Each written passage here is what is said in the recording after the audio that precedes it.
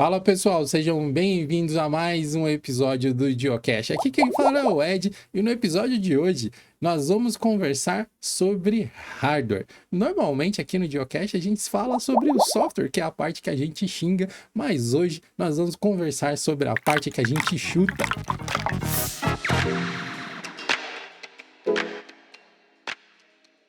Nós estamos com um convidado aqui altamente gabaritado para passar muitas informações interessantes para vocês sobre o mercado nacional e internacional de hardware. E também muito gabaritado é o apoiador desse episódio, que é o Finlink. O Finlink é um software que te permite compartilhar aplicações de servidores Linux para você acessá-las remotamente de onde você quiser. Seja um smartphone, um tablet, um Mac, um Windows, não importa. O Finlink consegue compartilhar essas aplicações com segurança, criptografia e autocontrole. Conheça mais sobre o Finlink no link que vai estar aqui na descrição desse episódio. E voltando aqui ao nosso papo sobre hardware, para ajudar a extrair informações e trocar uma ideia sobre overclocking, sobre peças com o nosso convidado, eu estou aqui com meu parceiro de Geocast, Jonathan Simeone.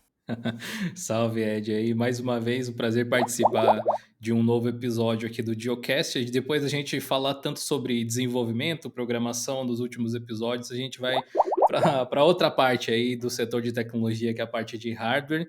E nada melhor do que ter um convidado desse calibre aqui, que fez parte, inclusive, da minha formação em hardware, de certa forma. Foi alguém que me inspirou bastante quando eu estava começando. Ronaldo Boissali. Seja muito bem-vindo. Prazer aí a todos que estão vendo. Muito obrigado a recepção aí do podcast de vocês. Estava vendo o seu trabalho, um trabalho muito legal, muito abrangente, e agradeço muito aí o convite. No que eu puder ajudar vocês podem contar com a gente. E eu acabei te conhecendo, sei lá, há quase 10 anos atrás. Eu estava vendo aqui um dos vídeos que eu tinha referenciado como alguma coisa do Tech Lab. Você me disse até que foi o primeiro vídeo que vocês postaram de 9 anos atrás, que era um vídeo que eu utilizava nas minhas aulas de montagem e manutenção de computadores, que eu indicava para os meus alunos assistirem, que era você ensinando as pessoas a reconhecerem um computador gamer de verdade. Então eu imagino que tem muita história por trás disso. Antes da gente falar sobre o aspecto profissional do Ronaldo, talvez seria legal a gente conhecer um pouco do humano por trás do profissional. Então, quem é o Ronaldo Boissali, da onde que você veio, o que você gosta além de hardware? É assim, eu sou engenheiro mecânico e de produção por formação, e há muito tempo, vou falar aí coisa de 20 anos, eu gostava muito de PCs. A gente não tinha Kabuns e Pichaus e Terabytes, etc., para comprar as coisas. E era tudo na base do importa-banda. Era Paraguai, Miami. Se você queria, sei lá, uma 8800 Ultra, que era uma placa top, alguma coisa, até antes disso, você precisava, digamos, apelar por quem trazia de terceiros modos, vamos falar assim. E Sim. nessa época, né, eu já tinha mexido em computador, eu já sou bastante antigo no computador, muito antes disso. Mas nessa época, eu comecei a fazer uma coisa que eu gostava muito, que era a parte de refrigeração líquida. Tinha uma empresa, se você digitar aí no Google, é capaz ainda de estar aberto, ele já fechou, o nome do dono é o Gary, se chamava Sidewinder. E a Sidewinder tinha parado de mandar para o Brasil. Eu comprava da Sidewinder, eles pararam de comprar do Brasil. Eles vendiam o quê? Mangueiras, bloco de CPU, vendia as coisas para refrigeração líquida. Eu era louco por esses negócios. Para você ter ideia, talvez você conheça uma das pessoas, são poucas pessoas que trabalham nesse meio mesmo, né? O Thiago, da GBA, né? Ele ia em casa ver eu fazer os sistemas de refrigeração líquida. Hoje ele é um dos caras especializados em refrigeração líquida, assim como o pessoal da Alpha PCs, né? Esses caras que mexem com os sistemas customizados. E naquela época, isso tinha tudo a ver com o que eu tinha estudado, né? Temperatura, é a minha parte que eu fui melhor aí na faculdade. Tudo que você vê que eu gosto de ir na lousa, explicar condutividade térmica, explicar umas fórmulas, umas loucuras, né? E nessa época, consequentemente, você começa a querer mais desempenho no computador. Antes os overclocks eram por jumper e tudo, mas aí eu começava a ver os trabalhos de um cara que até hoje é meu conhecido, e eu já fui participar de evento nos Estados Unidos com ele, que é o Peter Chamino. Chamino é, meu... E na época o fórum, por exemplo, o VR Zone, e ele fazia uns mods, umas modificações em placa de vídeo, umas coisas, eu falava, cara, eu preciso fazer isso. E comecei a pegar essa parte também de fazer mod, e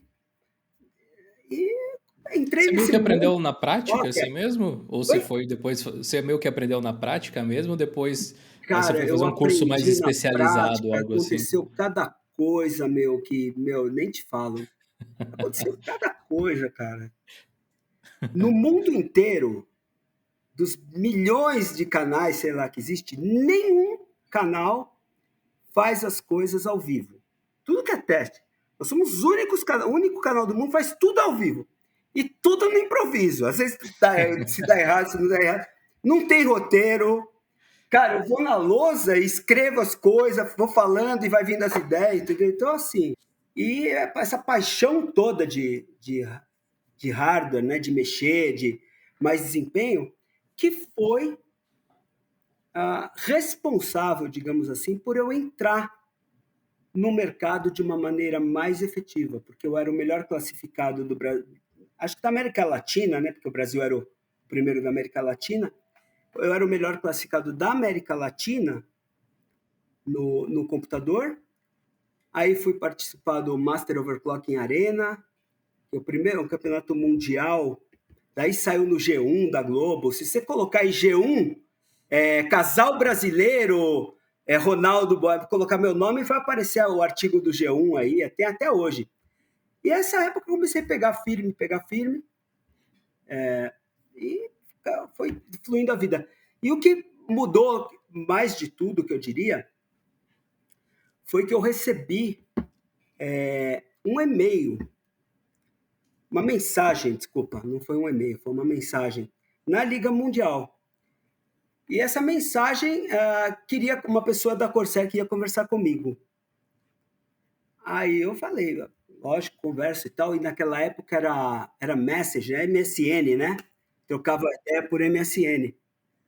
Aí uma pessoa que ela é maravilhosa, cara, que é a Jack, é uma pessoa muito, muito, muito, muito legal da Corsair. Qualquer cara de qualquer empresa conhece ela, porque ela é uma pessoa assim, meu, tem uma aura muito boa, ela se dá bem com tudo que é empresa, com todo mundo. Perguntou se eu gostava da Corsair. Falei, gosto, pô, é uma marca conceituada e tal. Aí imagina você, cara, você trabalhava, eu sou engenheiro, tal, trabalhava de engenheiro, mas trabalhava, meu, com movimentação de cargas, projetos e não sei o quê. Trabalhava numa empresa que tem que trabalhar para ganhar dinheiro. E aí uma pessoa fala para você assim, você se incomoda de vir para os Estados Unidos fazer umas entrevistas aqui na Califórnia? A gente está procurando uma pessoa. Você acha, né, meu? Falei, cara, eu vou, é Seria lógico. muito incômodo você mudar de vida, Nossa, que assim. incômodo, né? Eu fui para lá, fiz 8 entrevistas e me contrataram na Corsair. Então você vê, não tinha garantia na Corsair. Eu implantei a garantia na Corsair do Brasil. Não tinha nenhum funcionário da Corsair no Brasil.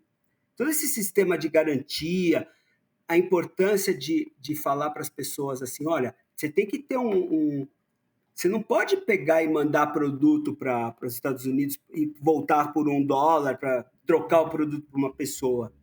O brasileiro gosta de contato, tem que ter uma mídia social. A mídia social da Corsair era maior do que de todo mundo no Brasil.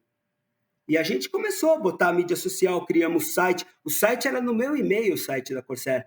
Aí, putz, cara, comecei a estudar a lei do consumidor, todas as coisas. Cara, e começou a minha vida na parte da empresa. E me relacionei muito com isso, aprendi muito com isso. Em 2013, eu ganhei o Master Overclocking Arena Freestyle, no campeonato mundial de lá. Eu tinha ganhado 4 Pan-Americanos antes, que é a parte para ir para as Américas. Então, mas nunca tinha ganhado o Mundial, tinha ido para as finais. Essa vez eu fui. Tinha ficado em primeiro no ano anterior, que nós fomos para Las Vegas. Cara, viajei pra caramba por causa do overclocking, muito. Mas em 2013 eu ganhei o freestyle. Em 2014, eu fiquei em primeiro no Pan-Americano e ia para a final. Eu quando chegou para ir para a final, era a época do ébola, sei lá, ébola. Tava tendo. E eu tava com uma febre desgraçada. Aí eu fui no hospital com febre, ver se dava, falar assim: meu, não vai viajar desse jeito. Os caras vão. Aí eu não fui para a final. Eu não fui para a final. Fiquei super triste. Fiz uma publicação ficando triste que eu não podia ir na final. E o pessoal viu, e o Médio, os caras da Galaxy viram, né? Aí eles me convidaram para ser do time da Galaxy. E falaram assim: não faz mal, você não vai para a final, mas você vai ser juiz do nosso campeonato mundial de overclock, que é o Galaxy Overclocking Carnival. Aí eles me chamaram para ser juiz. E né, quando eu fui juiz da competição, e eu já era amigo dos caras há anos, né? Esse aqui, ó, desse ano aqui, eu era mais bonitinho, mais novo, ó. Esse aqui é do juiz, ó. Que da hora, olha só. Depois do campeonato e tudo do que aconteceu, falando com o pessoal, e os caras da Galaxy são muito brother, cara, porque o dono da Galaxy, ele é entusiasta, ele não é um cara que fica lá no último andar que não fala com ninguém. Ele é um cara que nem a gente. Gosta pra caramba de PC, começou em 94 do nada, e hoje o cara é um monstro. E aí ele falou, eu falei pra ele, pô, vocês não tem Galaxy no Brasil? Aí ele falou assim, porque a gente não conhece ninguém no Brasil. Eu falei, conhece? Nossa, Como você não conhece? conhece? Como não conhece? Aí no outro dia, eu já fui falar com os caras de uma distribuidora, né? No caso, o Local X, com um cara brotherzaço meu, que é o Gustavo. Falei, cara, você não quer levar essa marca, tal, não sei o quê? Começamos com coisa de 200 placas, assim, para o Brasil. E colocamos a Galaxy no Brasil. Para você ter uma ideia, hoje nós somos líderes. Em 2022, nós fechamos líderes na frente de ASUS, Gigabyte, de todas. Em 2019, antes da pandemia, porque depois a gente desconsiderou por causa da pandemia. Então, fizemos em 2022, hoje nós somos os líderes de vendas de quantidade e faturamento, Galaxy. E em 2019, nós tivemos mais vendas e quantidade e faturamento do que o segundo e o terceiro lugar juntos no Brasil. Caramba. Então, assim, crescemos pra caramba. Então, assim, eu acho que eu fiz um bom trabalho. E trouxemos a Galaxy para o Brasil, só que eu era da Corsair. Eu tava Então, para te perguntar isso, como que tava esse relacionamento aí? Você não quer trabalhar com a gente e tal? A gente queria que você, né, coordenasse para pegar liderança. Cheguei para eles nessa época, isso era 2017. Eu falei assim, então tá, eu vou entrar, nós vamos ser os primeiros do Brasil. Aí eles me contrataram para ser head da América Latina. Para um cara que ama hardware, que nem eu. Primeiro, você pega e trabalha na Corsair. Daí você conhece uns caras que nem o Guilhermo, que nem o Johnny Guru, os caras te ensinam coisa de fonte pra caramba, trabalha com os melhores do mundo. Faz um test loader monstruoso para você, me dá de presente. Os caras me deram um test loader monstruoso. Equipamento, osciloscópio, caramba, começa a mexer no que você gosta. E você começa a aprender coisas da indústria. Depois você passa para a Galaxy e placa de vídeo, que é o supra-sumo. Quando você fala de placa de vídeo, aí você fala assim, fonte é bugiganga, né, perto de placa de vídeo. Porque, assim, muito mais simples, de tecnologia, assim, é uma, né? Aí começar a ter acesso de coisa da NVIDIA e tal, assim. Então, para mim, mais do que o sucesso financeiro, todo mundo precisa de dinheiro, é uma coisa pessoal, assim, que é indescritível, sabe? Se você se considera uma pessoa realizada profissionalmente, ou se tem ainda alguma coisa que você tá buscando, quem sabe? Cara, é assim, profissionalmente, eu sou realizado. Porque se eu morresse hoje, vamos supor, eu diria que eu já construí. Eu tenho uma comunidade que me respeita muito, muita gente me respeita muito, mais lá fora até do que dentro. Tive um monte de artigo publicado. Já quebramos coisa que, por exemplo, até 3D Mark, regra de 3D Mark que a gente viu erro, qualquer coisa. Fizemos umas loucuras aqui no Tech Lab, né? Criei o Tech Lab. Mais do que isso, tem um filho aqui dentro, que é o Jackson. Você pode aparecer aqui, Jackson, dá um oi aqui. Então, que era um menino, cara, não tinha nem barba, não tinha nada, e tá comigo já há um tempo. É um gênio, cara. Então, criamos uma família aqui, o Burt, o pessoal que trabalha aqui. Hoje a gente dá emprego para bastante gente aqui, né? Tem bastante gente que trabalha aqui. Ninguém recebe ordem. É tudo que nem uma família. E assim, não sei dizer para você, mas conseguimos fazer um negócio que se eu morresse hoje, eu diria assim, cara, lógico que isso vai se perder com o tempo. Eu não sou um Beethoven, eu não sou um Einstein, não sou nada, não fiz uma coisa para todo mundo. Mas eu acho que eu já fiz uma coisa legal, assim, profissionalmente. Financeiramente, graças a Deus e com um pouco do meu esforço, também não tenho do que reclamar. Então, assim, acho que tá bom. O que falta, e que é um problema meu e seu, e de vocês dois, e de todos, é que, assim, a gente não pode parar no tempo. Então, quando você está no hardware, você precisa estar constantemente. Então, não é uma coisa que dá para você falar assim, sossega a bunda, só se você puser outros para fazer para você. Né? Então, Isso é assim, verdade. a gente está falando aí, se eu for falar de fonte, cara, já está mudando o padrão, mudou o padrão de conector, mudou não sei o quê, mudou não sei o quê. Então, você tem que estar sempre atualizado. Senão você vai passar um trator em cima da sua cabeça. Cara, essa é uma coisa que a gente sempre comenta nos conteúdos aqui do GeoLinux, porque a gente da tecnologia não tem paz, né, cara? Hoje você acha que você está confortável com o conhecimento que você tem, isso 10 horas da manhã, meio-dia saiu uma notícia e você já está totalmente defasado. Tá, e assim, Você não serve para mais nada. o que me sustenta é que eu acho que eu tenho uma base boa de ciência, né, de estudo, que é a parte que não vai mudar, de refrigeração, tal, materiais, física, química, etc. E tenho esses meninos aqui que têm um talento e habilidade monstruosa também, que é o Burt e o Jackson, né? E então, assim, eu acho que a gente consegue dividir um pouco o trabalho de forma que a gente se complete, porque se todo mundo fosse fazer a mesma coisa, a gente não andava. Mas você vê que a gente quase não consegue produzir conteúdo. Todo o conteúdo que a gente produz, tem gente que ama, né? Porque, puta, desde o teste de fonte até diminuir a tensão para ver o que acontece, um teste de temperatura, explicar como você vai proteger um produto de oxidação. Assim, acho que a nossa abrangência talvez seja a maior que tenha dos canais. E, assim, a gente sempre se completa, porque um vai fazer uma parte, outro vai fazer outra, e assim. Estamos devendo no overclock, que faz tempo que a gente não faz uns overclock pesados. Uma curiosidade que eu fiquei, Ronaldo, você falou dos campeonatos, que você participa e tal. E essa é uma coisa que eu não tinha. Eu nunca fui me inteirar como que funcionavam, como que funcionam até hoje nesses campeonatos de overclock. Como que é isso? Você chega lá e você tem que aplicar a sua técnica no equipamento que o evento disponibiliza, ou você pode levar todo o seu kit? Como que funciona essa parte mais processual da assim. coisa? Primeira parte do campeonato é a classificação. As pessoas pensam no campeonato. Você não pode ir no campeonato.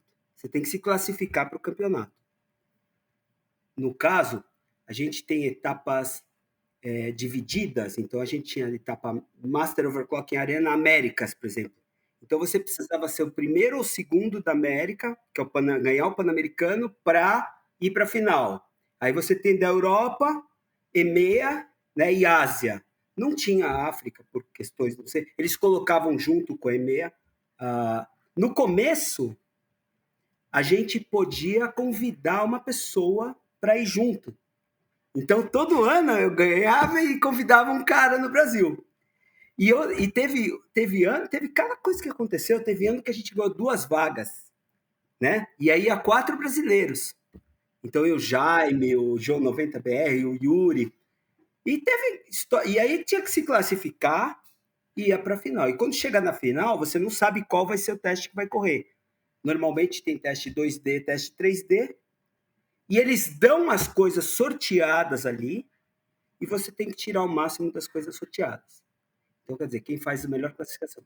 Mas não existe como dizer que o cara que ficou em último lugar não é muito bom.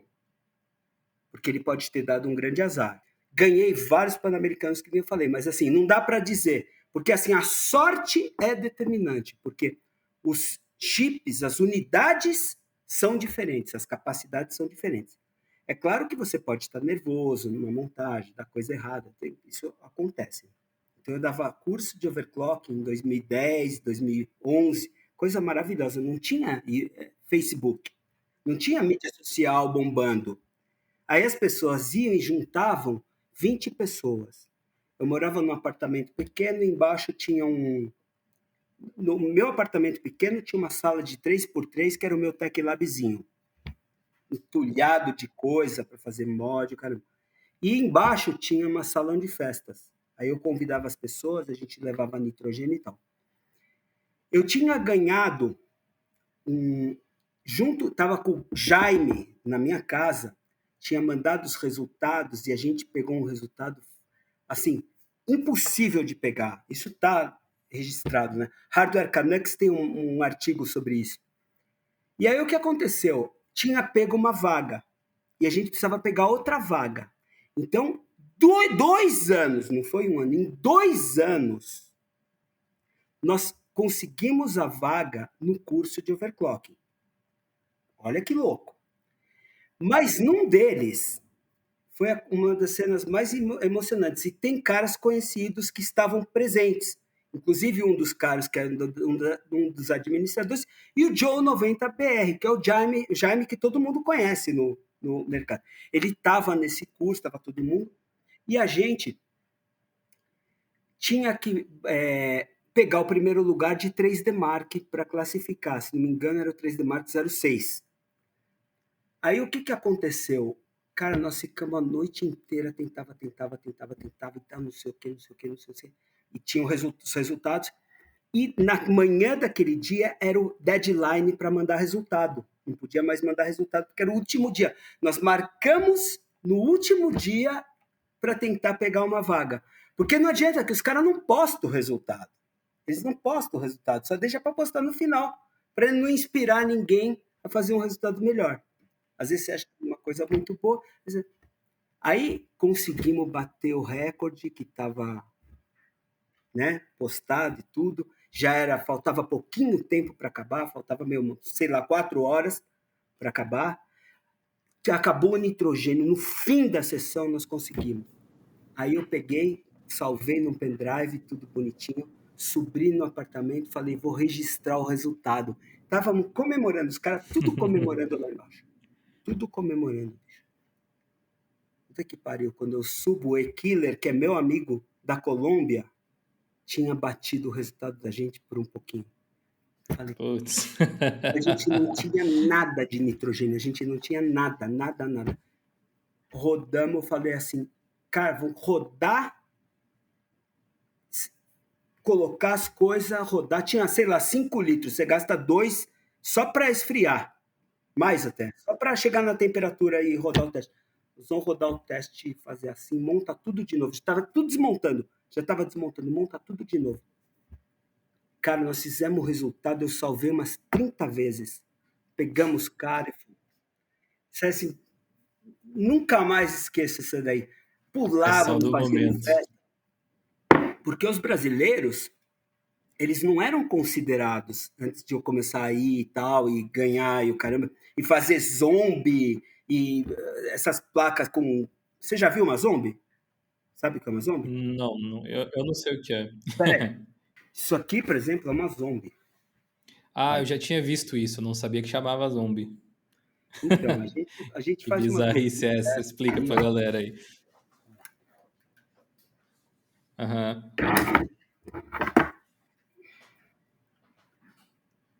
Olha o que tem de alimentação nessa placa. Então, essas placas aqui, tudo para, né, bater recorde, o cacete. E o que aconteceu? A gente tava na Bahia, eu e o Yuri, e a gente tinha conseguido 2 vagas. E os americanos, porque quem disputa é Brasil e Estados Unidos, que estava disputando para ir para a final. Falaram que nossos resultados tinham sido compartilhados, e é proibido compartilhar o resultado Porque você não pode usar o mesmo hardware monstruoso, fazer resultado monstruoso e dar resultado para o seu amigo.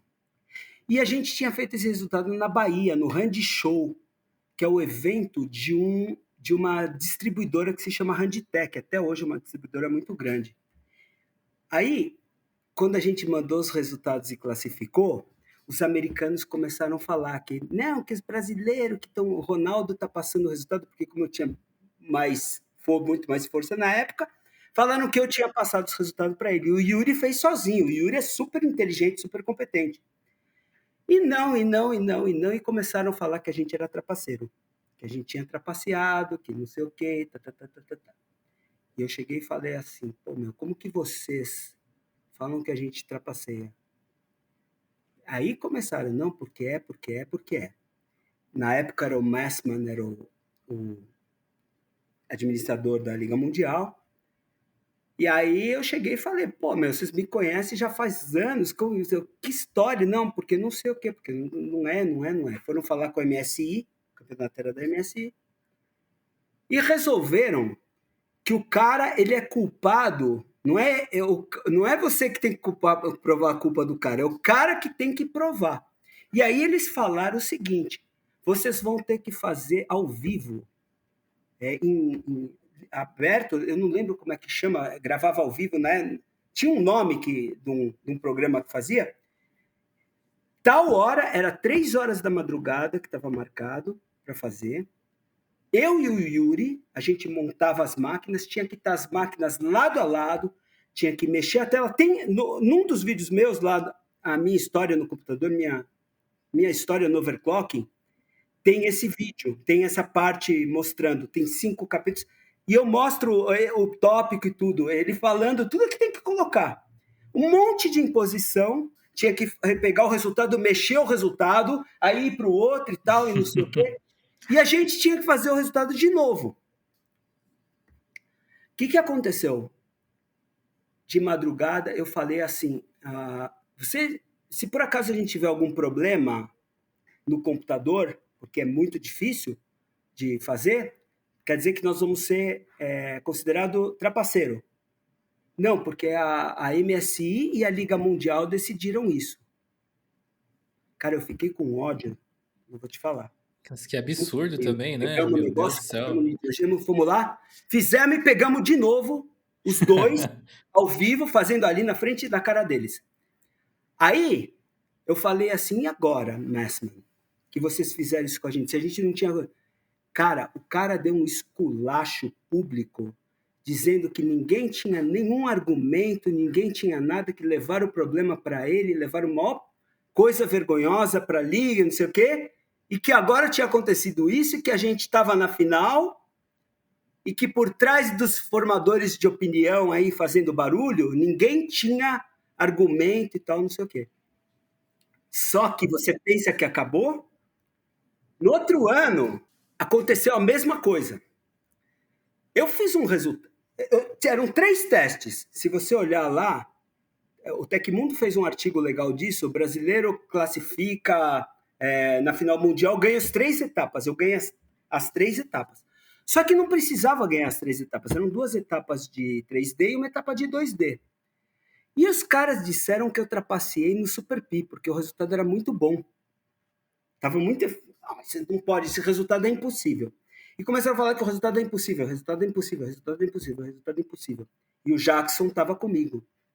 Cara, eu falei assim, puta resultado bunda, os caras falando que é impossível. Aí, já estavam cancelando a gente. Aí eu peguei, Jackson, vem aqui, o Jackson em casa. Tá o vídeo, eu vou mostrar para vocês, o Jackson acha esse vídeo do negócio, eu ponho aqui no link para vocês. Aí eu falo assim pro cara, no vídeo, cadê? Onde que eu tô trapaceando? Olha aqui, tá mais rápido agora. Eu falo assim pra ele em inglês. O que é isso aqui? Isso é fácil, isso é um resultado. Começa a tirar um sarro. Daí eu falo assim pro cara, quem que é você, né? Porque é um cara que tem um título de Loud Silence, que é o cara que começou toda essa história. Falei, você não tem moral. O que você vai falar agora aqui pra mim? Que vocês estavam me cancelando e tal. Cadê o resultado aqui, não sei o quê? 2 vezes, por ser brasileiro, os caras consideram que não, que é Acho que é muito aquela coisa de como é que um cara que é Verdade. de longe daqui, fora do nosso convívio diário, pode ser melhor que a gente. Vamos falar a sinceridade, né? Antes tinha aquele glamour todo do nitrogênio, do puta, do mod, não sei o quê.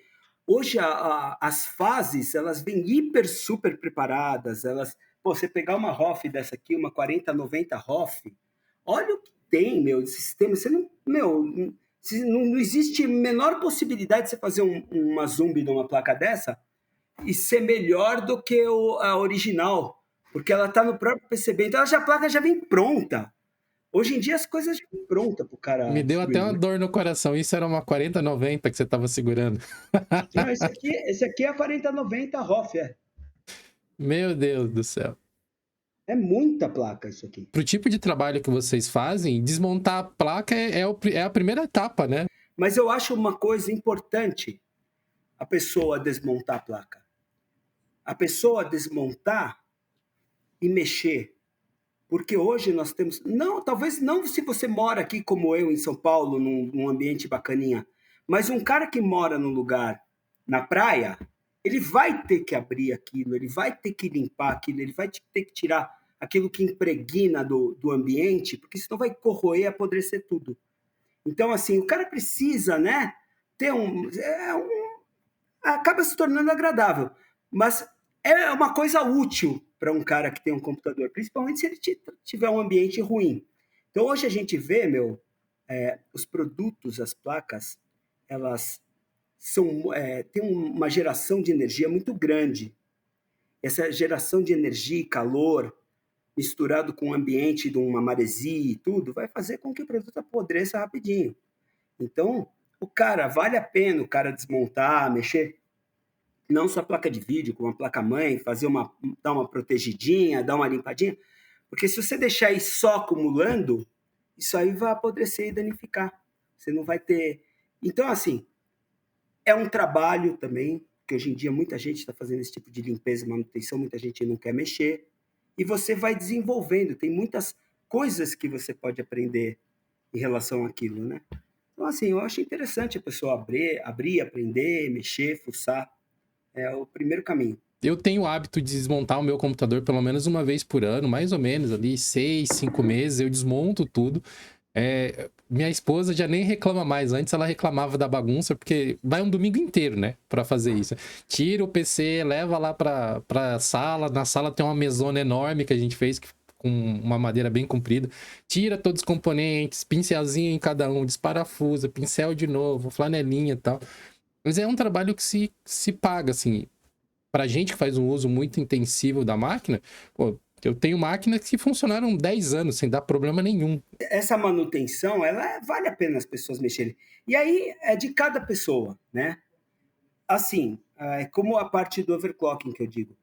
O que é mexer no overclocking? É você querer um pouco mais de desempenho da tua máquina. Então, assim, isso é uma coisa, digamos que é um esporte, é um hobby, um esporte. A pessoa gosta de mexer. Não é todo mundo que gosta ou que quer fazer.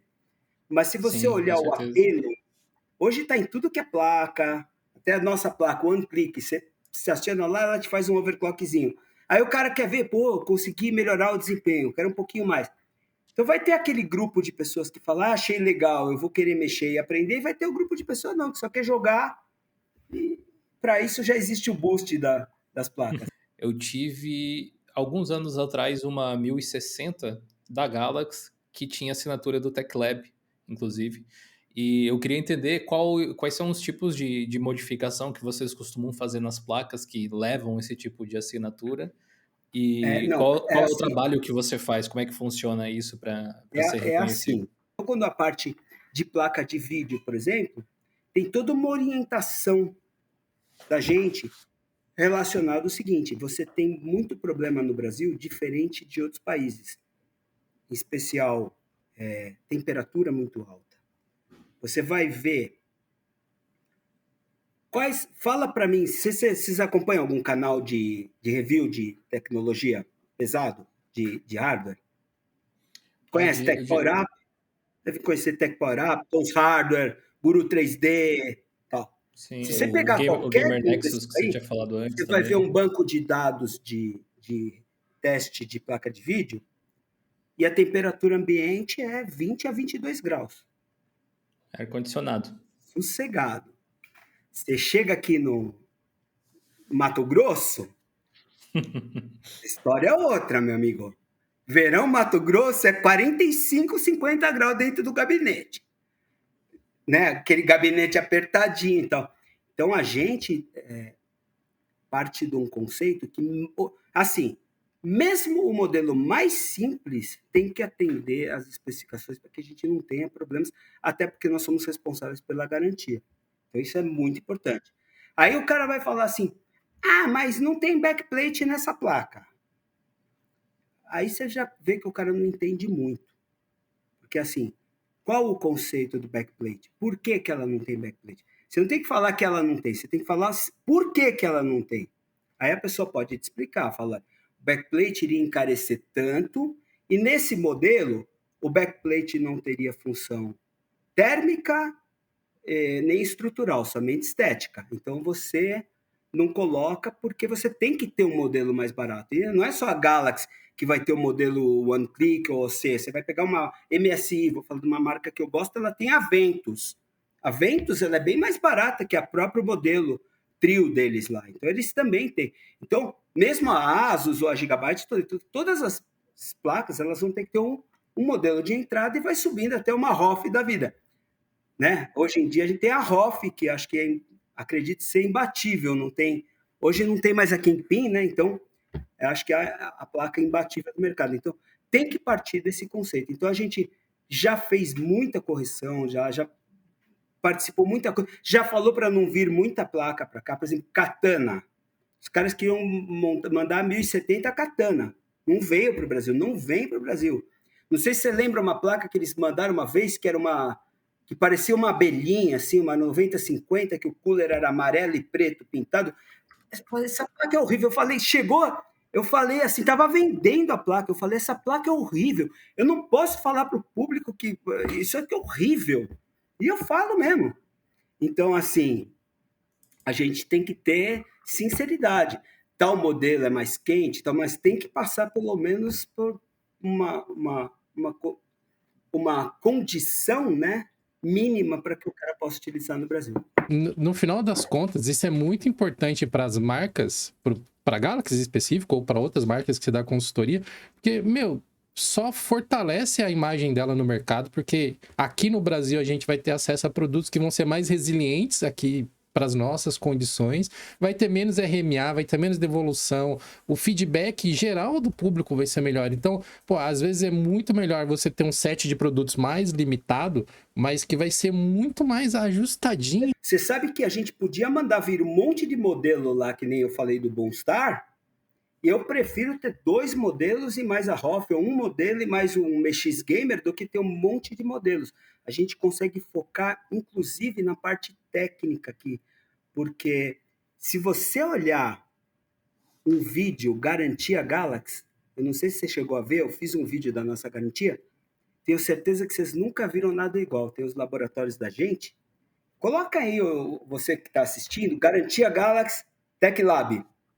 Nós fizemos um vídeo dos processos de garantia, explicando como a gente roda o NVIDIA Mods, como que a gente faz, o que faz com a placa aprovada, o que faz com a placa reprovada, todos os procedimentos. E tem muito equipamento. O laboratório aqui é da gente mesmo. Só para vocês terem uma ideia, os laboratórios que estão aqui, que são vários, eles não são nem alugados, nem emprestados, nada, é da gente. Tudo isso que está naquele vídeo lá é da gente, é tudo dedicado. A gente põe tudo que na minha vida inteira a gente coloca aqui. E nossa vida, né? Mas é da gente Tech Lab ou é da gente Galaxy? Do Tech Lab. Do Tech Lab. Vocês no Brasil são uma referência indiscutível. O Tech Lab... Tech Lab é um nome que eu acho que ninguém tem coragem de trucar com vocês, né? Mas as pessoas trucam, mas a gente não tem problema. Não, mas você só truca quando não tem relevância, né? Se a pessoa não importasse, não trucava. Uma vez eu fiz um vídeo e expliquei para as pessoas o seguinte: você tem uma placa-mãe, assim, e você coloca aquele cooler pesado na placa-mãe. Falei do cooler pesado. Ó, isso está tudo gravado, está tudo salvo. E falei do cooler pesado e falei o seguinte: não vai ser todos, e você vai ter uma incidência maior de problemas de garantia causados pelo cooler pesado, que não vão ser creditados os problemas ao cooler. Essa é a minha palavra, tecnicamente. Aí eu expliquei na lousa momento de uma força, força peso causando momento. Expliquei que a parte de baixo sofria compressão, enquanto a parte de cima sofria tração, e que essa região estava suscetível a trincas de BGA, que com o tempo e a acomodação das estruturas, pinos de contato podem pressionar mais em cima e menos mais embaixo e menos em cima, e pode causar não reconhecimento de memória, problema de sair, e causei. Falei que não seriam todas as placas, mas que vai existir essa incidência, e que assim como uma placa de vídeo empena, que ela fica parada, também o PCB. Aí as pessoas que têm maldade, que são poucas, é sempre 1%.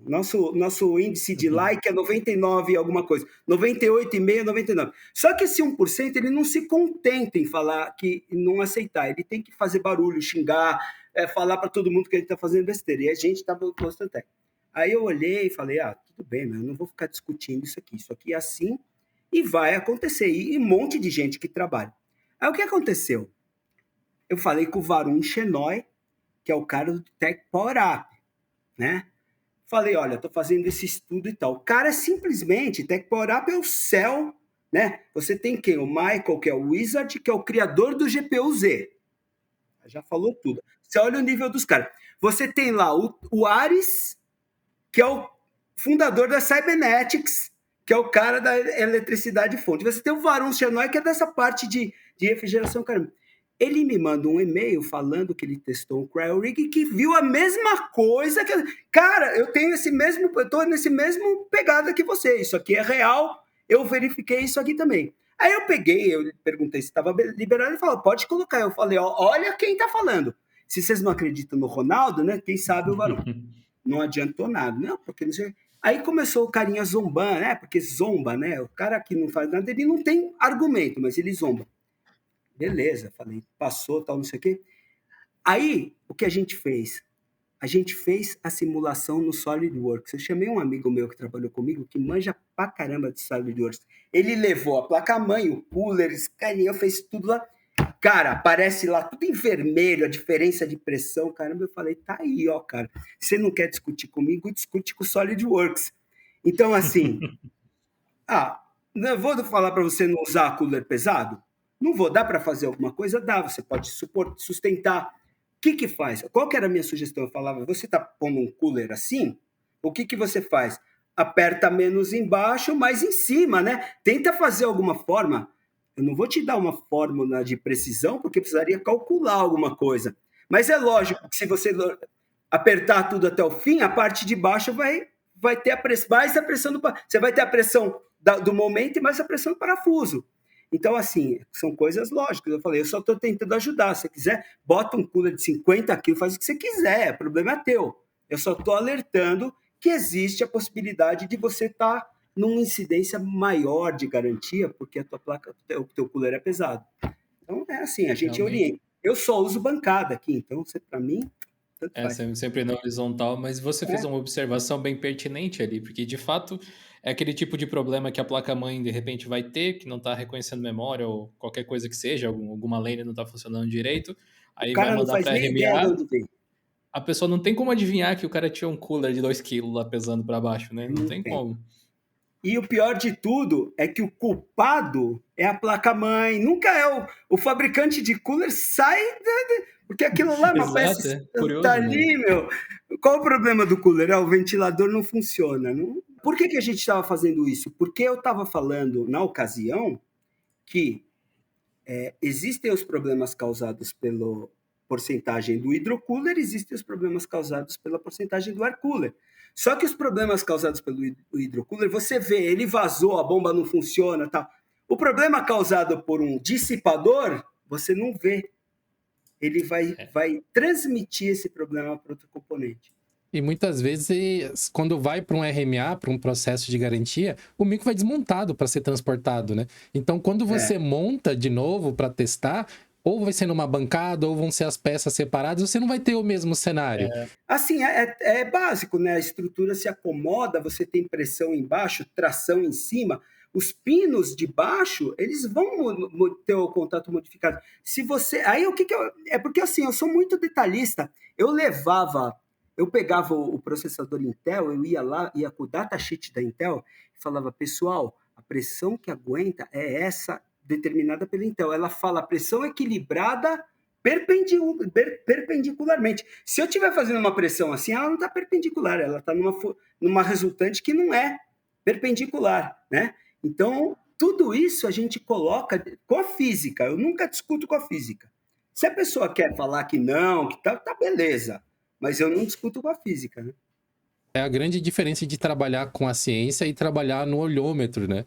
Eu vendo você explicando isso, cara, eu tenho certeza que engenheiros civis, esses caras, eles estão olhando e falando, cara, como que ninguém nunca reparou nisso antes? Não, mas os engenheiros, quando você via algum cara falava assim, meu, é tão básico o que você está falando que não tem nem discussão, né? Assim, se eu testar uma fonte aqui, se ela for ruim, eu vou falar que ela é ruim, não passou no teste. Aí o cara fala, é porque recebe, ou é porque não sei o quê, porque não recebeu. Não, mas o meu vizinho tem e funciona. O cara tem há 3 anos, nunca deu problema. A evidência Mas o cara não sabe quanto presente. ripple gerou, quanto que é problema que ela já transmitiu, né? Então, assim, as pessoas têm muito o achômetro, né? E a gente começou por isso. Se você pensar aquele vídeo, quando a gente fez aquele vídeo, o TechLab, o primeiro vídeo de TechLab, e quando a gente começou o test loader e tudo, foi justamente para ter instrumentação para embasar o que a gente fala. Porque você pode falar uma coisa não funciona o que ela oferece se você não tiver equipamento para aquilo. Apesar de você passar muito tempo debruçado aí sobre placas de vídeo, fontes de alimentação também é um assunto bem recorrente dentro do TechLab, né? E como aquele vídeo, inclusive, me marcou bastante, aquele de como reconhecer um PC gamer, onde você fala sobre todos os componentes, basicamente, de memória, processador, GPU, etc., placa-mãe e tudo mais.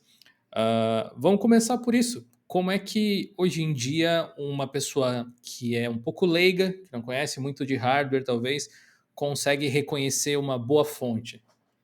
Como é que as pessoas podem fazer isso da melhor forma possível, você acha? Então, veja bem, se eu estiver falando com você de uma placa da NVIDIA, essa placa vai ter que seguir um partner guide, então ela é uma rigorosidade, né? Bastante diferente, então você tem que seguir para fabricar aquilo. Mas quando você tem uma fonte, você já começa num bordel. Por quê? Porque as pessoas no mundo, em grande parte do mundo, e principalmente no Brasil, onde não acompanham muito, isso se transmite muito fácil, as pessoas pensam que a certificação 80 Plus é qualidade. Ela não considera que isso é eficiência. E a certificação de 80 Plus, que no passado já foi uma grande sacada, hoje em dia ela é uma venda de indulgência. Porque se você aprovar uma fonte, lá, você aprovou uma 80 Plus bronze, por exemplo, tudo que tiver dentro daquela fonte, mesmo que você modifique 10 vezes a fabricação dela, vai continuar com aquela indulgência. Então, o que acontece? Não existe nenhum acompanhamento. Quando você pegar uma 80 Plus, você não sabe, eles não vão descrever o que tem dentro da fonte, eles não vão descrever o cabo, o comprimento do cabo, eles não vão descrever que eles testam num delta de temperatura de 10 graus, que causa muita diferença. A gente aqui nesse laboratório aqui que eu falo, nessa Chimbica, tem uma câmara de ambiente lá. Aquela é uma câmara de ambiente, uma environment chamber. A gente consegue manter lá 1 grau para cima para baixo para ter uma temperatura estável. Então, aqui no TechLab está sempre 25 mais ou menos 1. Aqui no lugar. Lá eles ficam de 23 mais ou menos 5. Então, se eu testar uma fonte em 18 graus, eu estou testando num ambiente que eu estou passando frio. E se eu testar em 28, eu estou testando num ambiente que estou passando calor. E é uma certificação cara, que ela não dá nenhuma manutenção, nenhuma punição, nenhum acompanhamento, nenhum nada. Então, o cara compra aquilo e ele tem aquilo lá, sempre que ele nomear sempre o mesmo part number, não importa que ele remova a componente ou que ele troque um capacitor de primeira linha por um vagabundo, ele vai continuar com aquilo. Então, a gente já começou nesse bordel, né? Então, como é que eu escolheria uma fonte? A gente tem uma certificadora que já tem alguns anos, a gente fez parte, nós estamos credenciados lá, nós somos os únicos no mundo que utilizamos o programa da Cybernetics. O Ares, que é o fundador dessa certificação, ele já veio aqui, passou 10 dias aqui, veio aqui todo dia, a gente fazia live. E para vocês terem uma ideia, no Igor's Lab, no Gamer Nexus, no Tools Hardware, no Tech Power Up, todo mundo já falou que é muito melhor do que, já está em todo mundo que é muito melhor do que a Cybernetics, do que a 80 Plus. Então, hoje, empresas como a Silverstone, por exemplo, que já certifica Cybernetics, Corsair, Cooler Master, aí você já vai ver que tem muita empresa que já está... Coloca o 80 Plus só porque o pessoal via, mas cada vez menos você tem visto 80 Plus, você tem visto mais a Cybernetics.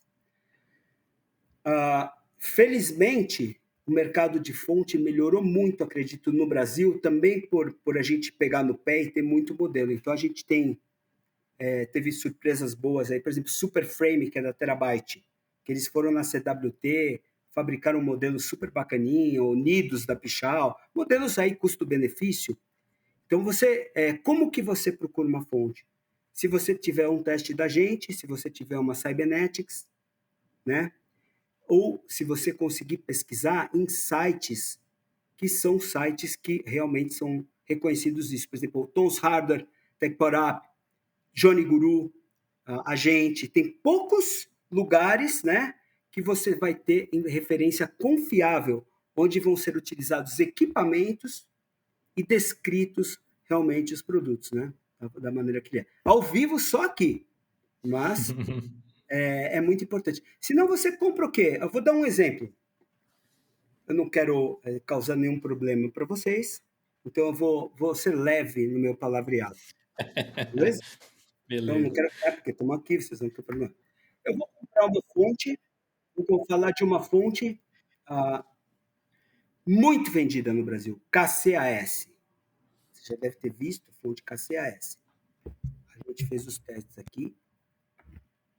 Eu não vou xingar a marca, não vou fazer nada. Eu não a recomendo. Então, você vê o teste, vê como que se comportou. Estou dando um exemplo. Então, assim, a gente vai mostrar ao vivo aqui, eu não vou passar pano. Vou falar, pessoal, olha aqui, ó. Aqui. Entendeu? Mas vende pra caramba. Vende muito. É baratinha, né? Cara, se você hoje falar baratinha, mas você põe R$ 20 a mais, 30 e pega uma diferente, que aí passou e tudo. Ah, não, concordo 100%. Assim, eu acho que o principal problema para a galera escolher, não só fonte, hardware de forma geral, é que essa coisa do custo-benefício gera muita dúvida na mente das pessoas, especialmente talvez no Brasil, onde o pessoal ainda tem dificuldade para comprar hardware de ponta, porque é muito caro e o dólar não ajuda, aquela coisa toda. Acaba sempre optando por alguma coisa abaixo, em qualidade também, que é onde a grana vai dar, né? Onde a pessoa vai conseguir alcançar. E muitas vezes a fonte, inclusive, continua sendo extremamente negligenciado. O cara vai atrás de GPU, de processador, etc., mas a fonte ele vai comprar por último, né?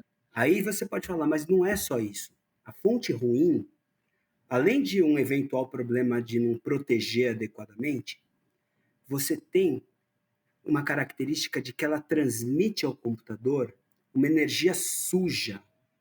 O Ripple, que a gente fala, por exemplo, onde a gente vai ter que fazer com que o computador fique lá, trabalhando para corrigir aquela energia que ela vem toda suja para a gente. né?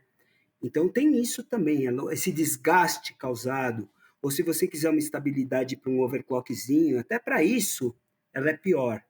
E mais do que isso até, você comprar uma fonte, acho que vai ilustrar legal para vocês, eu comprar uma fonte, 2 fontes que passaram aqui, eu vou falar de fonte que passaram, você imagina que não passou, mas se eu pegar 2 fontes que passaram aqui, mesma certificação bronze, só que essa aqui, ela tem o capacitor mais baratinho possível, o projetinho mais simplesinho possível, tudo. Ela passou lá justinho, entregou o que ela promete. Passou, não é boa. Eu não falo que é boa, eu falo assim, ela cumpriu, né, o que ela tinha de obrigação de cumprir. E a outra fonte, com a mesma certificação e tudo, só que com um capacitor melhor, com uma filtragem melhor e etc., o que vai acontecer? Se eu for medir e testar essa fonte daqui 3 anos, ela vai estar... a que está boa, ela vai continuar. Já a outra, já a gente não sabe. Então, existe isso.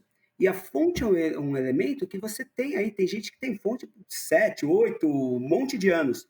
Então, a fonte é um elemento que, se você comprar uma fonte boa, você pode trocar as outras coisas do computador e muitas vezes você não vai precisar trocar a fonte, né? Então, não é um produto que você tem que acompanhar porque mudou alguma coisa, entendeu? Então, assim como ela não muda o desempenho do computador, a gente está falando em... ela também não vai precisar ser mudada quando você for mudar o desempenho, a não ser que a capacidade dela não seja suficiente. Mas...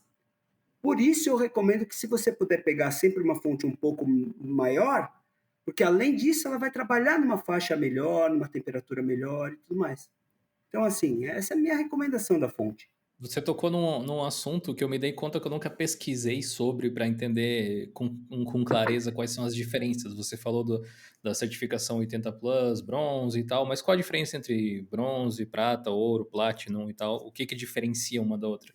É a eficiência, é o desgaste. Mas para que você consiga que uma fonte tenha uma eficiência alta, você precisa de componentes bons, senão a própria impedância, o próprio, vamos falar, o próprio atravessar da energia por esses componentes vai impedir a eficiência. Então, para que você tenha uma eficiência alta, você não consegue fazer uma fonte titânio, uma fonte platinum com componentes ruins. Então, tem essa relação. Note uma coisa, a diferença de percentual de uma fonte platinum para uma fonte titanium é 1%. 1% só. Mas para você conseguir 1% a mais, quando você já tem uma eficiência muito alta, é muito difícil. Eu costumo dar uma ilustração do cara que corre 100 metros. Eu, uma tartaruga velha aqui, vou correr 100 metros, cara, vou demorar, sei lá, 80 segundos. Se eu continuar correndo, eu vou fazer 79, 78, 77. Eu quero ver o cara que corre abaixo de 10 segundos para ele ganhar alguma coisa. Então, quando você tem uma eficiência muito alta, é difícil de você ganhar um pouco. Eu acho assim, se você perguntar o que é mais... a relação mais lógica entre o compensar e o produto ser bom é uma fonte Gold. Falando nisso, já que tem essa diferença de eficiência no selo 80 Plus, nesse do Cybernetics também existem essas categorizações? Também. E muito mais rigoroso, muito mais rigoroso. Se você entrar no Plug Load Solutions, que é o 80 Plus, pegar qualquer fonte lá, qualquer uma agora, você que está assistindo, pegar qualquer fonte, e aí você fala assim, certificado, você clica lá. Você clica lá na certificação, ele vai te dar uma folha assim, com 2 gráficos vagabundo assim, e não vai escrever nada, vai escrever o modelo e 2 gráficos e falou, passou 80 plus tal. Só. Se você entrar na Cybernetics, vai lá no database, clicar numa fonte, ele te dá um relatório enorme, te diz os componentes que tem dentro, tudo que tem dentro, a eficiência, o Ripple, com 250 medições, com gráfico de temperatura, tudo que você puder imaginar. Aí você já Só de olhar um e o outro, você fala assim, cara, é do inferno para o céu. E, principalmente, os componentes internos. Por quê? Porque se o fabricante tirar uma coisa boa para colocar uma coisa vagabunda, o consumidor que abrir e souber um teste e tal, falar como que isso aqui era Nishikon, agora é Junfu? O que os caras fizeram? Aí, os caras do Cybernetics vão falar assim, você tá uma blacklist mesmo, porque o cara, se ele vai lá, quando ele assina e ele manda o produto para lá, ele sabe que ele vai ter que seguir um padrão, né? E é muito importante falar isso para vocês, porque é o seguinte, é impossível uma empresa, o fabricante, utiliza OEM ou não, OEM é o que faz, a Corsair não fabrica fonte, a Corsair usa um OEM para fazer. Estou dando um exemplo, a Corsair. Ter sempre o que eles querem para fazer as produções. Para isso a gente tem os tiers, né? Os níveis. Então, por exemplo, tem o capacitor Elna, Nishikon, Chemicon, Panasonic, que são de primeira linha. O que eu não posso é tirar um produto de primeira linha para colocar um produto ordinário. Mas é super aceitável que o cara faça substituição de produtos desde que se mantenha um nível bom. Eu não posso tirar um ventilador fluidodinâmico e colocar um sleeve bearing de Mancal, porque eu estou decaindo muito a qualidade do produto. Não se torna o mesmo produto mais, Não, né? aí já No fim das contas. está mudando características, né, do produto. Se você mudar características do produto, aí você não está descumprindo, né?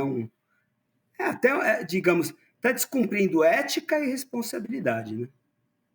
É engraçado que a gente não costuma pensar dessa forma como consumidor, muitas vezes. Quando você está comprando um eletrônico qualquer, não só uma fonte ou qualquer coisa assim, que são os componentes contidos dentro dele, né? Não é porque a marca é a mesma escrito fora que internamente ele é o mesmo. A gente vê muitos, até coisas que parecem mais de linha, como laptops, por exemplo. Você vai abrir dois modelos exatamente iguais, eles não são exatamente iguais muitas vezes dentro pelo swapping ali de componentes mesmo, né? O que eu acho desrespeito é você pegar, ter uma coisa e você começar a baratear o custo, né? A gente teve um modelo que isso pegou lá fora, porque é um modelo de uma marca super forte que fazia placa de vídeo e parou de fazer agora. Todo mundo conhece, é uma marca que eu gosto, que tem produtos muito bons, inclusive fontes muito boas da Superflower. E num dos testes da gente, a gente foi testar essa fonte, comprou zerinho e tal, e a gente sempre tinha um procedimento que a gente lia, essa fonte está registrada no 80 Plus e e ver os comparativos. Tinha um comparativo lá do Johnny Guru. Johnny Guru é o primeiro site de fonte do mundo. E foi ele que mandou fazer meu test loader. O nome dele é John Jarrell, né? O cara é muito legal, me ensinou para muito de fonte. E aí, o que aconteceu? A gente comparou e viu que nos testes tinha MOV, né? MOV é o varistor, que é um diodo, um protetor de surto. E quando a gente abriu a nossa, não tinha. Aí eu coloquei lá e falei assim, roubaram o varistor que estava aqui e tal. Roubaram, subtraíram. Tá no nosso vídeo, né? Subtraíram o varistor. Pô, como é que o cara certificou a fonte no 80 Plus e tirou o protetor de surto? Aí você fala assim, o consumidor final, todo mundo, né, praticamente está vendo, ele não tem noção disso. Mas a economia em escala, ela é monstruosa. Se eu estou falando de $1, vamos falar, eu estou falando de $1, mas assim, cara, num ano, no mundo inteiro, vão ser fabricados 100 mil. Então já virou $100 mil. Sim. Entendeu? Então, assim, você precisa sempre pensar na economia em escala. Não é porque você tirou uma coisinha aqui, mudou uma coisinha aqui. Você vai somando as coisinhas e soma também um processo a mais de colocar ali e tal, não sei o quê. E você vê que a economia em escala, eles procuram apertar de tudo que é lado para fazer caber e disputar, né?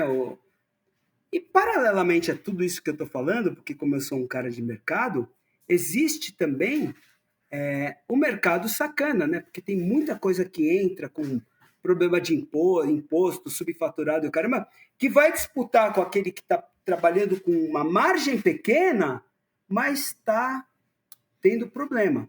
E às vezes o cara não está ganhando nada, ele está quase vendendo a custo. Só que assim, o consumidor final não sabe que você no Brasil é o sistema mais complicado do mundo de tributação. Então, o cara, para mudar da distribuidora que está num lugar para o estado dele, ele pagou não sei quanto de imposto. Então, cara, é maior o imposto para pagar do estado do que o lucro do cara. O cara não está ganhando nada. Tem cara que está sonegando imposto, não está pagando DIFAL, que é diferença de alíquota. Estou dando exemplo. Então, assim, e acha que é o cara que está ganhando. Eu digo uma coisa, eu falo isso, já falei várias vezes. Nenhuma loja cresce porque cobra caro. Ela pode crescer porque ela cobra pouco lucro em muito produto, mas não pode cobrar muito lucro em pouco produto, entendeu? Ele tem que ganhar no volume de vendas, senão ele não vai se sustentar. Eu dei consultoria para uma empresa de bicicletas aqui do Brasil, bem grande no Brasil até. E na época que eu tava dando consultoria, era uma parte mais de e-commerce, de marketing para eles. Eles iam mudar o estoque de uma cidade para outra, porque ia ter uma economia significativa de imposto. Coisa de 30 quilômetros de diferença, eles iam economizar tipo 10, 15%, assim. Eles estavam construindo um estoque gigantesco, ia ser uma logística desgraçada para mudar tudo, mas tipo em 2, 3 anos valia a pena os caras investirem toda essa grana. Cara, é vergonhoso. A gente aqui é vergonhoso. Para eu explicar para o pessoal da Galaxy que para mudar de estado paga às vezes mais caro do que o lucro, esse tipo de coisa, que para cada NCM tem um imposto diferente, para cada lugar é uma coisa diferente. Quando você mistura um monte de estado com um monte de NCM, com um monte de tipo de operação diferente, os caras falam assim, ele nem discute. Não dá para discutir, porque assim é uma loucura. Bom, a gente que não tem, a gente que não trafega produtos assim, não tem essa parte física de entrega, de distribuição, de armazenamento, de warehouse, essas coisas assim. Se for ver aqui, dentro do próprio projeto do Diolinux mesmo, eu acho que 20 a 30% do que a gente paga é só imposto, provavelmente, de tudo que a gente gera. Então, é o maior sócio da empresa aqui, a pessoa que mais ganha é o governo. E aí os caras, a loja é xingada, mas quem ganha dinheiro fácil e não faz nada é o governo, né? Então... e hoje em dia, graças a essa economia muito louca e as pessoas querendo economizar e ainda ter um hardware de qualidade, muita gente tem importado da China e tal, hardware que vem de data centers ou que vem dessas farms de mineração, placa-mãe, processadores, GPUs especialmente. E qual que é o seu take em relação a isso? Assim, o quanto isso vale a pena, o quanto esse tipo de atividade intensa deteriora uma placa que a pessoa já está comprando meio de segunda mão? No Brasil, é muito caro você ter garantia. Nossa garantia custa muito caro. E apesar de a incidência de defeitos de produtos de placas novas serem, sei lá, 1%, uma porcentagem pequena, você tem todo um suporte quando acontece alguma coisa. Quando você comprar uma placa de AliExpress e você não sabe como ela foi utilizada, se você acompanhar aí os fóruns, mais do que fóruns hoje, mais as mídias sociais, você vai ver um monte de gente hiper feliz que comprou e chegou e está funcionando. Aí daqui a pouco você vê que ela já não está mais funcionando. A durabilidade do produto realmente ela vai ser muito prejudicada conforme ela foi forçada, digamos assim. Quando começou, a mineração estava pegando forte, e eu mostrei o primeiro vídeo, hoje esse vídeo saiu há 2 semanas, 3 semanas, no Gamer Nexus, e estavam falando do Paulo Gomes, não sei se viu o vídeo do Paulo Gomes, que ele viu a memória, os caras pintaram a memória para parecer nova. Você tá sabendo disso? Eu vi esse negócio de pintar a memória. Eu não sabia o autor, mas eu vi isso. Tudo. E aí pegaram o vídeo da gente. O primeiro vídeo, eu tenho ele, e tá gravado, isso foi, em, sei lá, setembro de 2021. Esse vídeo, eu pego e mostro assim, falo assim, pessoal, vocês acham que não? Porque a gente tem uma equipe que manja pra caramba. Vocês acham que não dá para descobrir quando minerou? Dá uma olhada nisso aqui. O substrato do processador gráfico, ele fica cor de ferrugem. Ele fica marrom escuro. Ele é cinza. Atrás do chip, a parte do controlador de memória fica com um aspecto queimado, ele fica marrom. E as memórias, elas ficam amareladas assim. Então, não tem jeito de você não minerar se é aquilo. Por isso que os caras pintam. Então, eu mostrei esse vídeo e aí alguns canais falaram, principalmente canais, esse cara é um lixo, porque ele não quer que a gente minera, porque não sei o quê, Eu nunca falei para ninguém minerar. Inclusive, nos vídeos da gente, eu falava assim, cara, você gastou teu dinheiro, comprou tua placa, se você quiser pregar ela na parede, você prega. Eu não tenho nada com isso. O que você vai fazer com a tua placa é problema seu. Você quer minerar? Eu te dou sugestões para minerar. O que eu falava? Mantenha o dissipador limpo, porque ele troca calor e a poeira vai fazer com que impeça a troca de calor, de energia térmica em forma de calor, do ar, né, da refrigeração, com o dissipador. Ela vai trabalhar muito quente e vai ser um problema. Você mantenha thermal pads e interface térmica bom, você mantenha um ambiente de captação de ar bom, porque senão você vai detonar a placa. E você não força muito a frequência da memória. Por quê? Porque os caras querem mais share, mais rendimento. E aí o que acontece?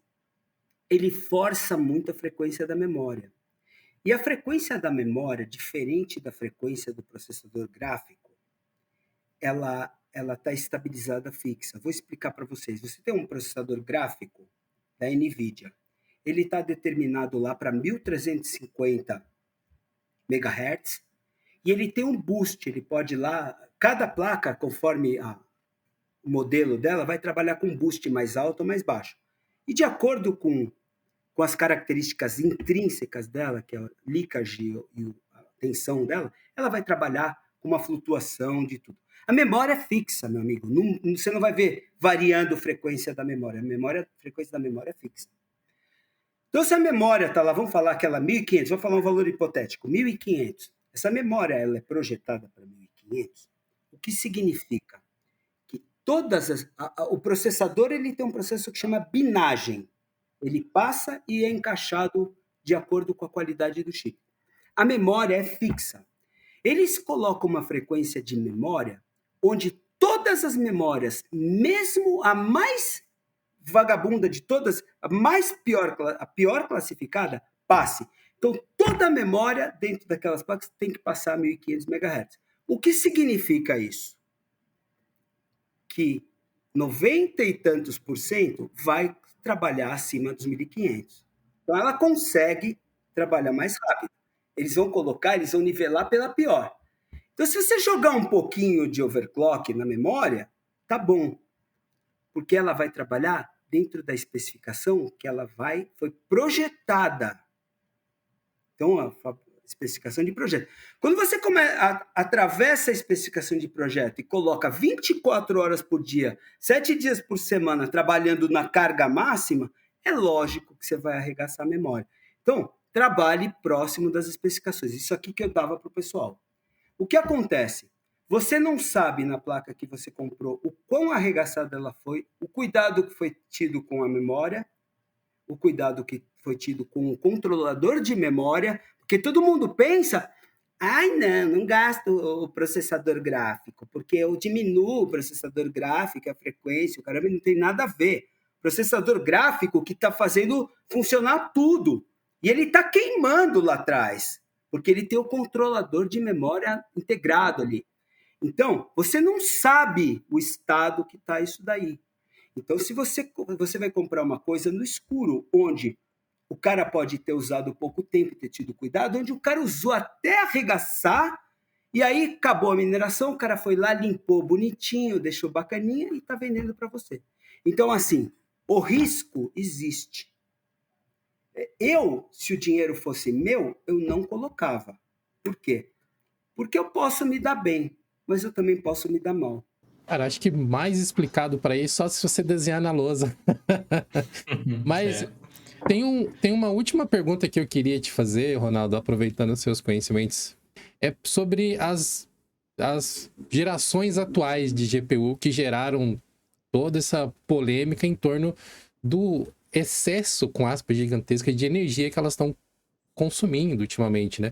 Por exemplo, essa linha 4090, né? A linha 4000 das NVIDIA, que estão com aqueles pinos enormes, que teve problema de derreter, teve problema de pegar fogo em alguns lugares. Eu vou explicar para vocês vão me entender. A gente tem um elemento aqui que se chama PCAT. Você conhece, já ouviu falar do PCAT? Tem como pegar o PCAT aí, já? PCAT. Deixa eu ver se eu mostro para vocês aqui. Que tipo de gato é um pequete? Vou mostrar aqui. Não. Isso aqui é um PCAT, ó. Poinetics também. Tudo isso aqui que você está vendo, ó, dá para ver, ó. Isso aqui é o PCAT, ó. Isso aqui também, ó, outra parte todas essas coisas que vocês estão vendo aqui, ó, Poinetics, PCAT ali, ó. E acho que tá ali, né, na placa de vídeo, cadê? Ele tem um PCI Extender ali no canto, ó. Isso aqui, ó. Uhum. Vou explicar para vocês. Quem fala de boca não tem conhecimento, não tem. Deixa eu prender aqui. Só um segundo. Não tem instrumentação ou até conhecimento, fala assim para você. A eficiência energética da placa, horrível, 450 watts, Quando você coloca num equipamento desse, que ele tem um frame view, esse é o único do Brasil que não está com a NVIDIA, que é um projeto que a NVIDIA deu para a gente. Então, só a gente tem o PCAT. E esse elemento aqui, que mede a AMD, mede tudo, ele mostra para você joule por frame, o que significa energia por quadro, ou quadro por energia. O quanto que gasta para produzir quais quadros. E nós fizemos os testes aqui ao vivo, como a gente faz, comparamos ela com a 2060, ela é muito mais eficiente que uma 2060, que é a RTX mais simples que existe, que nós pegamos, e ela tem quase o dobro da eficiência energética de uma 3090 Ti, eu estou falando da 4090. Então, eficiência energética da 4090 é monstruosa. Acontece que a produção de trabalho dela é fora do comum. Então você tem uma coisa que, é muito, muito mais poderosa que uma 3090 Ti, que era a placa mais poderosa da geração anterior. E você está cabendo nos mesmos faixas de 450 watts. E por que isso acontece? Porque nós não temos um elemento quântico de dissipação. A dissipação que nós temos, ela é baseada em cobre e alumínio, vou falar a verdade. Como é que você vai dissipar isso aqui? Se você quiser botar um sistema líquido nela, você vai ter que ter um radiador. Você não tem como tirar o espaço. Por isso os dissipadores enormes, enorme o dissipador. Você quer ter a placa quente ou fria? Não tem jeito. O ser humano não tem como colocar tanto desempenho sem potência. Então aquela ideia que a gente tinha quando eu fiz o primeiro vídeo que você viu, que no futuro a gente ia ter uma fonte pequenininha para rodar, não é verdade. Hoje, o padrão de fonte de alimentação, que era 500, a basicona, hoje é 650, que é a que sabe procurar o pessoal. Então, por quê? Porque a produção de trabalho não tem uma saída térmica, uma alternativa térmica que a gente consiga colocar, porque TDP, que a gente fala, o TGP, ele não é o projeto térmico. Design é projeto, não é desenho. Projeto para dissipar a quantidade de potência que ela faz. Então, não é que ela tem eficiência baixa ou ela gasta muito. É que se você quiser uma placa que produza tanto Não tem outra saída, não existe outra saída. Os caras pegaram e começaram a falar que ia queimar, influenciador crescia, batia no peito e tal. A gente olhou o teste aqui e falou, meu, isso aqui é um produto bom pra caramba. Primeiro, não é NVIDIA. Isso é o padrão ATX novo, PCI SIC. Qualidade do dissipador, mais eficiente, mais tudo. Acontece que os usuários forçavam as tampas de gabinetes, encaixavam. E aí o que acontecia? Dava fuga de corrente. Por que dá fuga de corrente? O que acontece é o seguinte, se você não encaixar direitinho, você tem pouca área de contato. E a resistência que você tem, ela é relacionada ao elemento que a gente tem, cobre e tal, então é uma resistividade que multiplica, né, a relação entre a área e o comprimento. E o que acontece? Se você tiver uma área muito pequena, essa área é um valor que está no denominador, então resistência é o componente, o elemento, vezes comprimento, vezes sobre a área. Por isso que se eu tiver uma instalação elétrica longe, eu tenho um comprimento longo, eu vou ter muita resistência. Ela está no numerador. Se eu tiver uma área grande no cabo, eu vou ter menos resistência, o denominador. O que acontece? Eu tenho pouca área, o denominador é muito pequeno, a resistência sobe. E a potência térmica é diretamente ligada à resistência. Então, a potência térmica sobe e ele esquenta. Então, é o encaixe mal feito que fazia isso. O que a gente fez? Não sei se você viu o vídeo da gente. Peguei 2 fontes de alimentação pesadas, pendurei pelo cabo. O pessoal da Shipyard até usa como brincando. E comecei a balançar o negócio, torcer. Colocamos no simulador de carga, colocamos 1.500 watts, levamos para 150 graus, 100 e tal, e o conector não aconteceu nada. Falei, cadê que o conector é ruim? Aí o que aconteceu? O Hassan do WCCF publicou, Videocards publicou em tudo que é lugar. Saiu na PC World, saiu em tudo que é lugar o nosso teste. Só que o WCCF foi... Depois, aí sumiu um pouco, 2 semanas depois, o Gamer Nexus, né, que é o céu das informações, publicou e falou a mesma coisa, que, cara, não é o problema específico, né? Aí o que aconteceu? O WCCF publicou que nós somos os primeiros do mundo que tínhamos mostrado isso daí, a fuga de corrente, e depois o Johnny Guru, que é meu conhecido, usou o nosso trabalho para mostrar o negócio. Inclusive o Johnny Guru e o Gamer Nexus, o Johnny Guru primeiro falou uma coisa para o Gamer Nexus, eles quase, não sei se você viu a história, que eles quase a Corsair com o Gamer Nexus, e ele falou, cara, vocês estão falando bobagem. Ele falou que a Gamer Nexus estava falando bobagem, e o cara é diretor da Corsair. Aí, cara, pegou, nossa, ferveu o universo. Aí a Corsair pediu desculpas publicamente, que o site Gamer Nexus é incrível e tal. E aí o que aconteceu? Depois eles publicaram. Então, quer dizer, conclusão, temos aí milhares e milhares de placas vendidas no Brasil, 4090, 4080 e tal, nunca tivemos um caso de adaptador queimado. Cadê os caras que falavam que ia queimar tudo? São os mesmos caras que falavam que as 3080 iam queimar todas, que as memórias Micron iam matar todas, que a falta do capacitor atrás da placa ia também fazer não funcionar tudo, e esses caras que eles veem alguma coisa, algum gancho para pegar like, para pegar coisa, e fica aí. E começa lá fora, e daí os brasileiros aqui replicam, e depois some. Muito comum. Hoje em dia a gente tem lugar para buscar informação, mas antigamente, quando eu comecei a mexer com PC, sei lá, 15, 20 anos atrás, cara, era quase que um conhecimento oral que se passava de boca a boca, um para outro ali nas listas de discussão de e-mail e tal, né?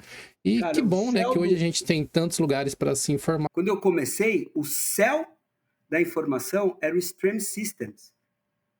O site Stream Systems, onde está o Fugger, está o Chamino, tá todos os melhores são do Stream Systems. E naquela época as informações eram VR Zone e Stream Systems. Não tinha, putz, internet, né? Ninguém nem via isso aí, era só via internet e tudo, mas ia para ver esses sites, né? Os fóruns eram que levava ideia, né? Você tinha lá Clube do Rafa, Fórum PCs, pô, quem lembra de Fórum PC? Galera mais nova que tá ouvindo essas coisas, vocês não fazem nem ideia do que a gente tá falando, entra lá no Internet Archive que vocês vão achar. Coloca Stream Systems, tem ainda até hoje. Os melhores estão lá. Você brincou, você desmontou, você tacou fogo em peças de 20 anos atrás até as mais recentes atualmente, assim, né? Se você tivesse que elencar uma mudança de tecnologia, uma coisa nova que apareceu nessa sua experiência toda e que você falou, cara, isso aqui mudou o jogo. Qual que seria a tecnologia, assim? Se quiser citar mais de uma também, fica à vontade, mas o que você acha, assim, fala, caramba, meu, existe o mundo antes disso e depois disso? Eu acho que não existiu nada que mudou tanto como, por exemplo, vou tentar ilustrar do que você, eu entendi o que você falou, mas, pô, há pouco tempo atrás a gente tinha disquete, né? Se você me perguntar uma coisa que eu acho muito louca, foi o pendrive, por exemplo. Cara, o pendrive eu acho que foi uma coisa louca que aconteceu. Porque, cara, a gente tinha, né? Hoje o pendrive você coloca um pendrive no carro para escutar, tá? Eu estou dando um exemplo, é uma coisa que eu acho que, meu, e usa-se até hoje, né? Então a gente tem até hoje o pendrive. Daria um exemplo disso. Se você falasse um processador, por exemplo, que eu acho que mudou, também foi o Core 2 Duo. Puta, quando entrou aquele Conroe, não sei se você lembra, Allendale, Conroe. Cara, deu uma mudada no todo meu, um desempenho. O ele mudou a forma com que a Deu divisão de cores era feita, né? Eu achei que deu um salto de desempenho, assim, porque a AMD vinha com a Intel, né? Depois lançou o Core 2 Duo, assim, a Intel deu um pulo, assim, ficou vários anos, né? Utilizando assim. Então, a gente teve várias situações que mudaram, né? Eu acho, apesar de muita gente ser crítico a isso, que o Ray Tracing, a entrada da inteligência artificial, também representou um pulo muito grande nas primeiras placas que teve, principalmente pelo DLSS, que foi um conceito novo, né? Que a gente tinha, né? Porque, assim, a ideia inicial é muito banana, se você pensar. Você pega um pente, faz uma reta, aí você faz uma curva, aí ele fica cheio de uma escadinha, né? Aí você tem que mudar essa resolução. Então, entre cada pontinho de uma escadinha, você começava a colocar pontinhos para que você arredondasse as arestas. Então, daqui a gente chegou no DLSS, cara. Então, assim, eu acho que foi uma das coisas também, uma das tecnologias que mais me impressionou. Né? Se você pensasse, partiu daquilo, né? E aí você ter, né, toda uma parte de banco de dados para uma inteligência completar aquele jogo em tempo real, isso é outra coisa que também me impressionou bastante. Teve um monte de coisa também que a gente achou que ia ser, eu pelo menos achei que ia ser monstruoso, e não foi. Blu-ray ia ser, meu, cara, ou então pior, aqueles óculos, cara, quando começou a sair aqueles óculos assim, a NVIDIA nos primeiros lançamentos e tal, e pronto para a realidade virtual, para aqueles óculos. Cara, eu pensei que aquilo ia pegar, que, meu, todo mundo ia ter em tudo que era lugar, mas aí precisava da anteninha, do não sei o quê, do sistema, e começou a desaparecer. Então, assim, meu, vi tanta coisa, cara, que é difícil, mas teve coisa que eu achei que ia ser muito, muito, e não foi. E o pendrive, assim, que eu, né? Eu não sei, acho que é isso aí. Não, ilustrou pra caramba, ilustrou muito bem, cara. Esses dias eu mostrei pro meu filho uma parada que eu acho que pouca gente conhece fora da área, que é um zip drive. Porque eu trabalhei com marketing e tal, e eu sofria com pendrive tradicional, né? Quando lançou o zip drive com poderosos 100 megas, cara, foi um... Nossa, você podia salvar qualquer coisa no zip drive. E a outra coisa que é importante a gente lembrar também é o seguinte, é a resolução. A resolução ficou uma coisa louca, cara. Louca. Se você pensar, poucos anos atrás, a gente tinha 720p como padrão. Depois Full HD já era uma loucura, uma loucura. Hoje em dia, os caras Full HD já tá, né? O pessoal tá É o falando de básico de 8K. vez. É. Para você fazer o DLSS, você tem que renderizar em resoluções assim, muito, muito, muito mais altas que 8K, né? Então, assim, os caras já têm essa tecnologia. Cara, eu posso citar a minha própria experiência aqui, que eu tinha uma 1650, da Galaxy, inclusive, uma 1650 basiquinha, e jogar, por exemplo, esse jogo recente do Homem-Aranha lá, o Spider-Man Remastered, em Full HD era quase impraticável. Tinha que baixar todos os filtros, deixar com a qualidade de média para ruim para conseguir jogar com um bom frame rate ali, fluido e tal. E aí eu fiz o upgrade para uma 3060 Ti. Aí, meu amigo, é outra parada. Já queria dizer aqui de adiantado que você é uma das pessoas que me inspirou muito enquanto eu estava começando a estudar um pouco mais a respeito de hardware e ver que você continua aí na indústria, digamos assim, inclusive na criação de conteúdo mesmo. É muito legal de ver, me inspira a continuar também por mais alguns anos, quem sabe, para... Eu acho que vocês têm uma coisa em comum entre a gente, entre os nossos projetos, que é essa ideia de trazer a real para a galera e compartilhar o conhecimento, desmistificar um pouco do marketing que tem na frente das coisas. A gente faz isso muito mais com software do que com hardware, mas foi muito legal ampliar o nosso leque aqui com a ajuda com a sua ajuda, com a ajuda do Tech Lab. Então, se você Grande puder honra. voltar no futuro, a Valeu. gente já faz um convite novamente. Pode chamar. Quando chamar, a gente está aí. Precisa de qualquer coisa, tem meu contato direto agora. Vou manter uma linha aí. Qualquer coisa que vocês precisarem que a gente puder dar uma força, pode sempre contar comigo. Eu acho difícil ter alguém no mundo que não te conhece ainda, mas se você quiser indicar algum canal seu, falar do seu canal do YouTube ou do site do Tech Lab. Faz o jabá aí, né? Onde que então, o pessoal assim, te encontra na internet? Meu canal é Tech Lab, né? Tech Lab Professional Overclocking Hardware. Se colocar Tech Lab, é o primeiro que aparece. Sem H, né? Não é Tech Lab, é Tech Lab, T-E-C-L-A-B. Bem simples mesmo. A gente tem vários vídeos lá. Não estamos produzindo muito conteúdo, mas qualquer coisa que você precisar. Tem o grupo do mesmo nome no Facebook, onde tem os administradores, tira dúvida e tudo mais. E, cara, eu sou uma pessoa fácil, eu tenho uns 20 mil pessoas no meu WhatsApp, todo mundo falo com todo mundo, ajudo com coisa de outro. Cara, falo com todo mundo, de verdade. Eu sou uma pessoa que fala com todo mundo. Valeu, pessoal. Então, muito obrigado a todos vocês que acompanharam o Diocast até aqui. Cara, que prazer imenso poder conversar com vocês hoje sobre essas nerdices, essa parte de tecnologia que eu gosto tanto. Eu sempre fui o cara do hardware nas equipes que eu trabalhei, o cara que gostava de desmontar, de mexer as coisas. E, sem dúvida, o Ronaldo aí, muita coisa que eu consegui resolver foi graças ao conhecimento que o Ronaldo e o pessoal do Tech Lab compartilhou. Então, muito obrigado a todos vocês que nos acompanharam e nós nos vemos no próximo Diocast.